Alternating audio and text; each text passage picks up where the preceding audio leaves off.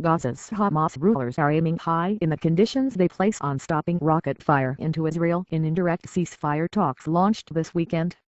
Emboldened by Arab support and confident in their arsenal, the Islamists say calm can only come if Israel opens the gates of the tiny, closed-off territory. The question is how far Hamas will go to reach that long-sought goal, which Israel opposes out of fear of an influx of weapons to Gaza militants.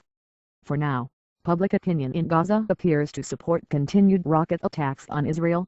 However, Israeli aircraft have already struck hundreds of Hamas-linked targets in Gaza, and Israel is threatening to escalate its military offensive. On Sunday, a new tactic of bombing the homes of Hamas operatives claimed the lives of at least 9 children. The indirect contacts between Israel and Hamas began Sunday, the 5th day of Israel's massive bombing campaign meant to halt more than a decade of intermittent Gaza rocket attacks on Israel. An Israeli envoy was whisked from the tarmac at Cairo's international airport to talks with senior Egyptian security officials. The top Hamas leader in exile Khaled Massoud held talks with Egyptian President Mohamed Morsi, who also spoke by phone with the Hamas Prime Minister in Gaza, Ismail Haniyeh. Hamas demands, as presented by Massoud, include open borders for Gaza and international guarantees that Israel will halt all attacks on Gaza, including targeted killings of the movement's leaders.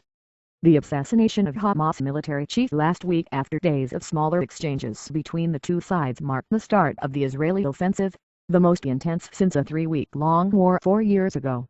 The Islamists view the current round of fighting as an opportunity to pry open the borders of Gaza, which slammed shut in 2007.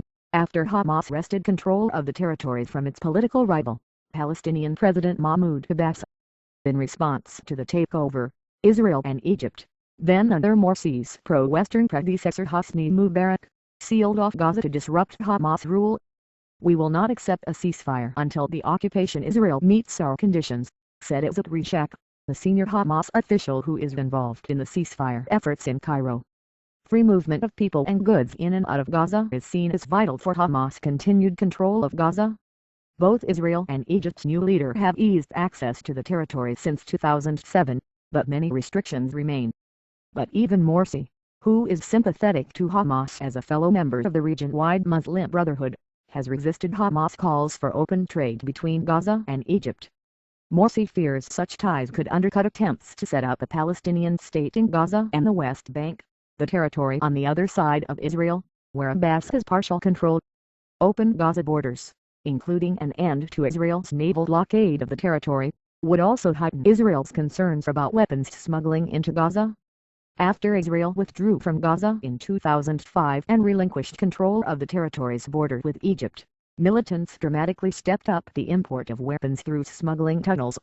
Israel now fears that Hamas would exploit unfettered access to Gaza to further boost its arsenal of missiles and other strategic weapons from Iran and stockpiles plundered after the fall of the Libyan regime last year.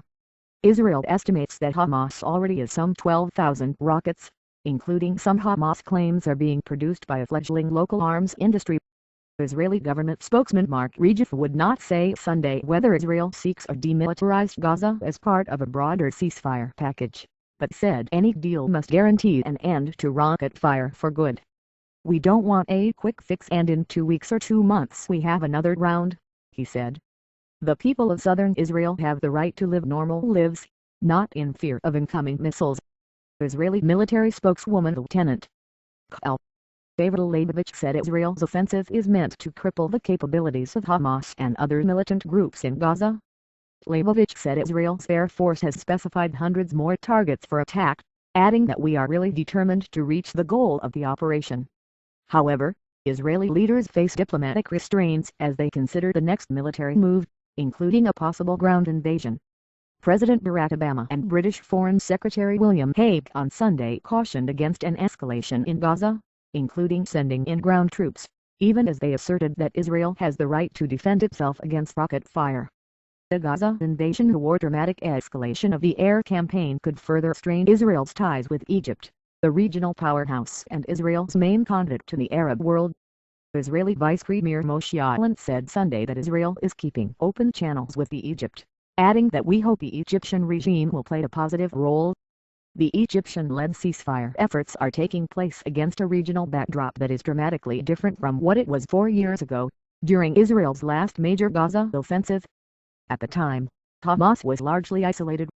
Now, following the Arab Spring uprisings, it has new regional friends, including fellow Muslim brothers in power in Egypt and Tunisia, and increased support from Qatar and Turkey.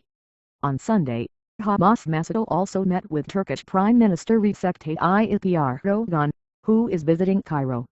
Both Yalan and Ahmed Youssef, a Gaza intellectual close to Hamas, suggested that the two sides will keep fighting to improve their positions in eventual truce talks.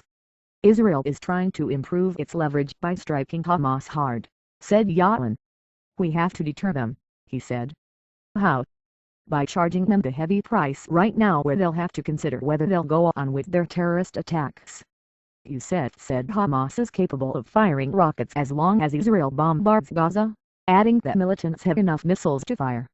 Overall, Hamas is in a strong position to negotiate a truce deal, he said, citing the new diplomatic support and the group's current popularity at home, in addition to the large arsenal.